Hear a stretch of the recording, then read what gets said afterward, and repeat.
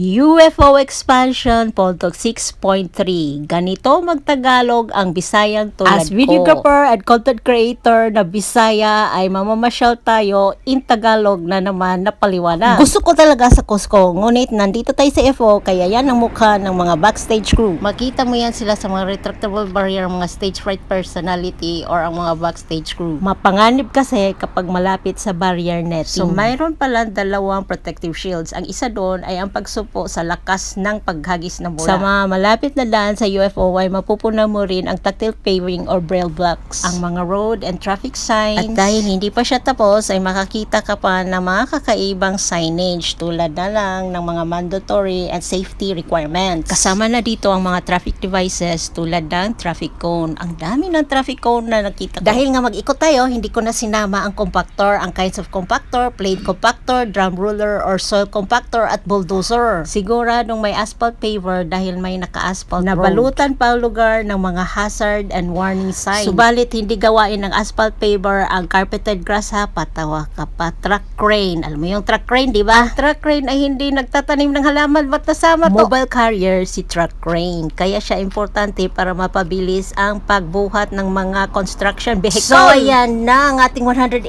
degree angle ng pag-tour nitong UFA expansion. 180 degree angle more para maging 360 degree angle. So let's go! 363 degree rotation. Nanong klaseng barrier system itong natayon ko ngayon? Spectator barrier yan! May kapitan pa ang backstage crew at stage fright personality. Ang larawan na ito ay nakita niyo na sa aking Pontok 6.2. Ngunit pagpatuloy natin dahil 360 degree rotation nga tayo. Dito kailangan si wheel loaders at forklifts. Alam mo ba na ang sighting na ito ay gawain yan ni motor grader? Naubo na ako mga kadod sa mga climate change kaya hindi ko kayang maipakita ang mga usok ng mga construction vehicle. So ito na, ready or not, binalikan ko talaga ito na nakabisikleta na. Actually, kukuha lang sana ako ng fresh air. Papansin ang lugar na ito kaya kinuha ko na. On cam na siya. Camera action na.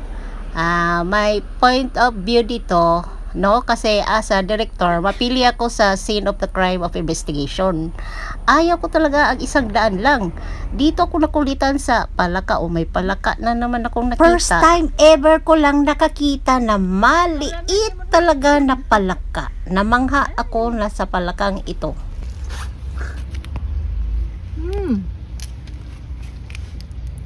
Gamay na frog. Uy! Hi! Gamay to.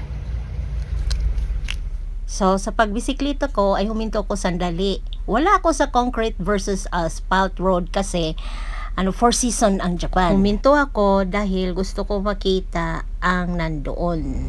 So, ganito ang naging itsura ko. Naglakad lang ako ng mga 3 steps siguro, tapos ayun na.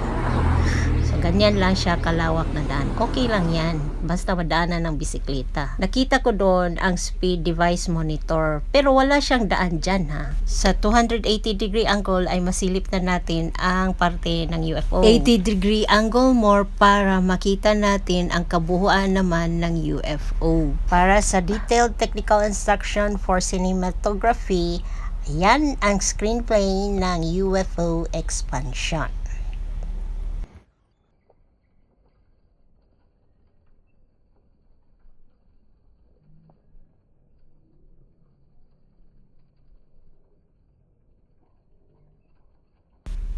Sinadya ko talaga na magtahimik dahil ito yung aking expression as camera script transform.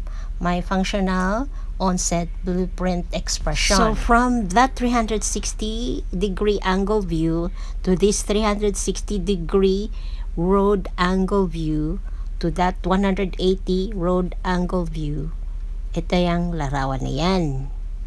So, is it justifiable na magkaroon siya ng another road over there. Ang first time na karanasan ko nang dumaan ako dyan ay nasalubong ko ang bikers at joggers na papunta sa aking direksyon. Lapit tayo ulit kay UFO. Meron siyang solar operated clock na may katabing CCTV. Buong UFO may CCTV. Kahit sa Japan ay may online ticketing at convenience store ticketing, ay hindi mawala sa UFO ang ticket booth. Tungkol naman sa contingent flagpole na ito ay napadaan ako one day na ganito ang nakuha ko. May ganap na Forum Rally Japan sa buwan ng May. Kapag may athlete tournament, pageant competition, World Art Express, vehicle exhibits, World Gender Movement, ay may makasabit na iba't ibang mga At bandila dyan. noong buwan na yon ay nakita kong flagpole na ito na puno ng mga nagwagayway ang iba't ibang uri ng bandila. Mahilig kasi ako sa mga structural form.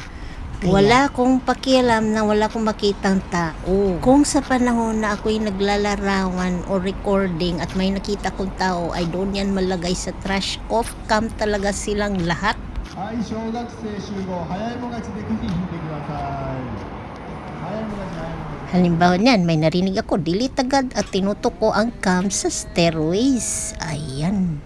So, bawat corner may stairways ang UFO. Lapit tayo ulit sa stairways ha. Kasi nakunan ko na rin ito nung nasa loob ako ng UFO. Kaso lang, kapag ako ang videographer at nagtagal tayo sa isang larawan, ay mapunta tayo sa ibang lugar. Oo. Dahil dalhin ko kayo sa isang kwento naman na napunta ko one day sa lugar na ito. Tungkol ito sa mga laruan at bawat laruan dito ay may mga pelikula. Napansin ko si Boo, nakatabi niya si Woody. Sa Monster Inc. si Boo, diba? Natagpuan siya ni Sullivan at Mike Lewinsky. Ay sus, hindi pala yan si Woody kundi si Buzz So, Lightyear. nakatabi si Boo sa mga tropa na Toy Story. Nasa 4th floor kasi ang tungkol sa Monster Inc. Doon mo makikita si Mike Lewinsky at Parang Sullivan. may trivia sa pinakahuli-huli kong UFO na content ha.